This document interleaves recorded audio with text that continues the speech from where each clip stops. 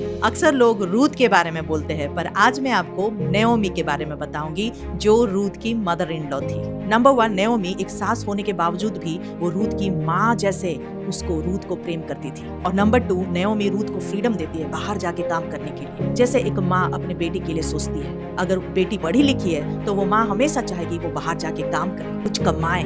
और वो माँ क्या करती है, घर संभालती है, घर में रह के वो घर संभालती है, घर का काम काज करती है, घर में रसोई करती है और अपनी बेटी का इंतजार करती है। ठीक उसी तरह नेओमी ने क्या किया, अपने बहू को बाहर छोड़ा काम करने के लिए, और नेओमी घर का ख्याल रखती थी। उसके अंदर मैं सास हूँ और वो बहू है, इस तरह का कोई फीलिंग नहीं था। नेओमी घर में रह के घर का काम करती थी क्योंकि वो परमेश्वर को जानती थी, और जिस वजह से वो अपने डॉटर इन लॉ रूथ को उस तरह से प्रेम दिखा पाई। नहीं तो सास क्या सोचते हैं, ये घर का काम मेरा नहीं है, जब से बहू घर में आ गई तो बहू का ही काम है। एक गिलास पानी तक उठा के नहीं पीते, टेबल में बैठे रहते हैं, उनको ब्रेकफास्ट परोसना है, उनको लंच परोसना है, किचन में जाते तक नहीं है कुछ सास।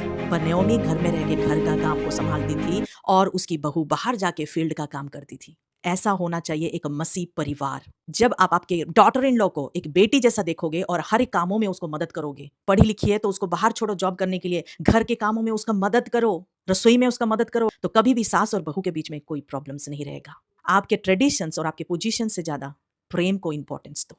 God bless you all.